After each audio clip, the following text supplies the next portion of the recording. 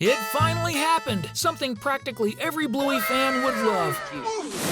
It's confirmed that our protagonist will have a little one in the future. But who's the father of this child? And when will this happen?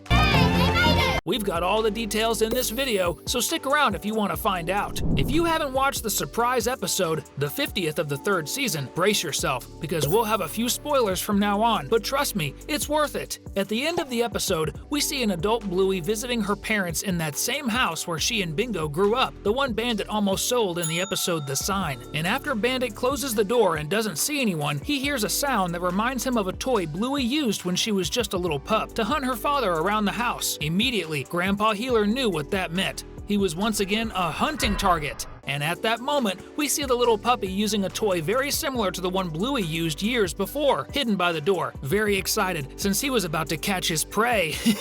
And immediately upon seeing this, the first thing I thought was, who's the father of this little pup? But before that, we need to determine if he really belongs to the Healer family. Right at the beginning of the episode, we start getting hints that one of the themes of the episode would be exactly that. Children. Bluey asks Chili in the first scene if she's going to have kids, to which Chili responds that it depends on her if she wants to. Right after, to reinforce the theme of the video, we see Bingo also wanting to play mommy, and she starts imagining several little children that Bandit needs to take care of for her. At the same time, she tries to escape from Bluey's ball gun, but without much success. At a certain point, we see Bluey doing the same thing as the new puppy, using the doorbell to lure her father into a trap and hit him with even more balls.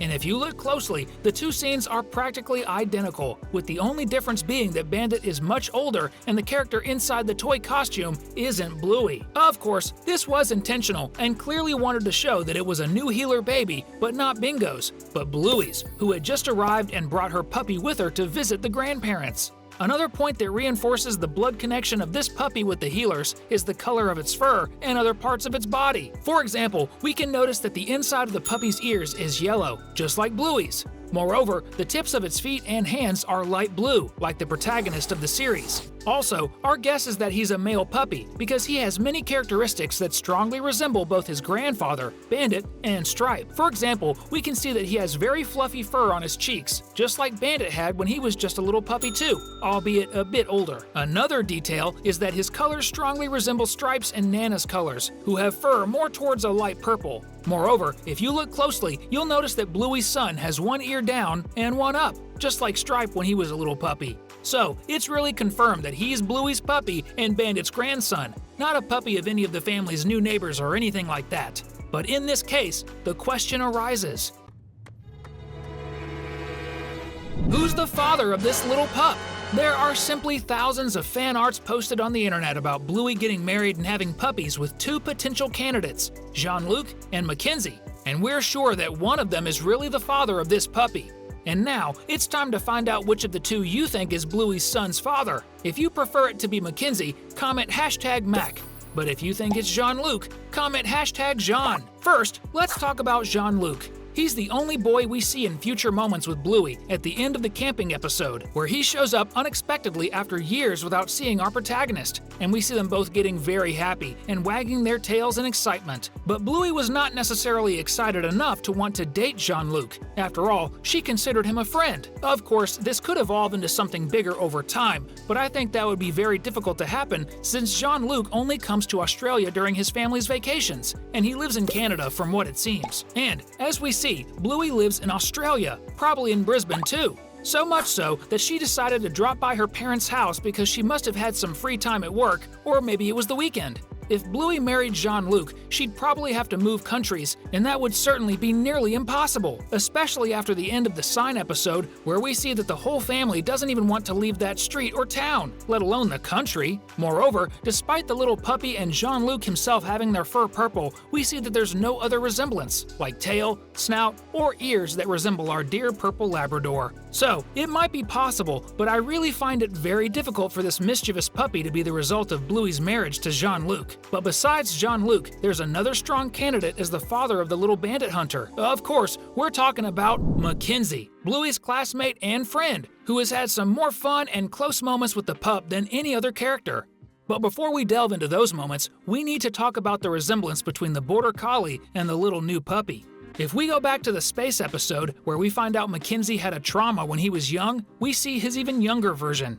And we can see that besides being very cute, the younger McKenzie really has many traits similar to Bluey's son. They both have fluffy cheek fur and also have one ear up and one down. Moreover, the snout of the new member of the Healer family looks much more like McKenzie's snout than Bluey's. We can also see that McKenzie's tail and Bluey's son's tail are quite similar, fluffy, especially at the end.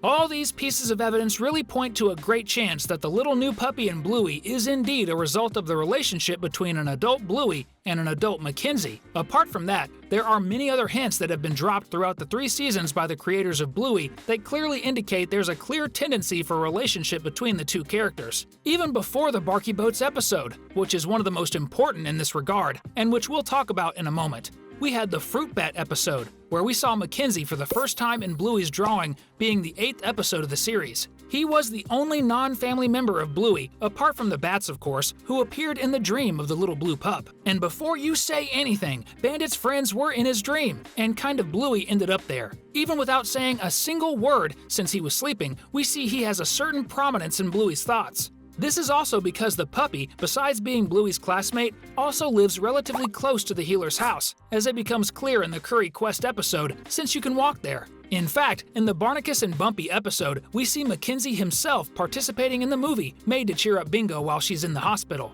which shows that he's a friend of the Healer family and not just a classmate. This becomes even clearer in the creek episode, where Bandit takes Bluey, Bingo, and McKenzie to the creek a little further into the woods. And in this episode, we see the two classmates interacting quite a bit. And just a quick note now, if you're not subscribed to the channel yet, click the subscribe button down here. That way, you won't miss our next videos about the best cartoons and animated movies. Oh, I did it! Really, the episode where it becomes very clear that the idea has always been for the two puppies to form a pair in the future was in Barky Boats. Right at the beginning of the show, the two say the same phrase at the same time, and Winton doesn't let it go and says the two will get married, and of course the two characters complain a lot about it. After all, they're still 6 years old, and don't think about that. Throughout the episode, when the two are kind of abandoned by their older friends, who are also interested in each other, but who are already 12 years old each, we see Teacher Calypso explain more or less what was happening with Mia and Captain at that stage of life they were in, which is adolescence.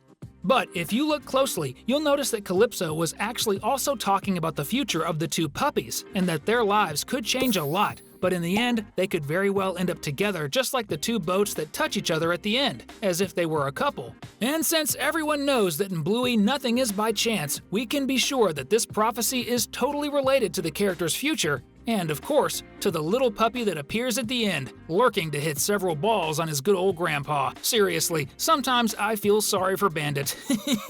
Why are we still here? Since the show hasn't confirmed it yet, we can't say for sure, but all the evidence really indicates that Bluey and McKenzie's future is to start a family and have some puppies that will continue the legacy of the show, entertaining maybe the next generation. But seriously, I think if there were any show with the descendants of Bluey's characters, I would really enjoy watching it. And you? Bluey is that children's show that is also very good even for older people, so I never get tired of watching this series. Since you're also part of the same team as us, we've selected 2 amazing videos about cartoons and animated movies for you to check out. Enjoy the next video and see you next time!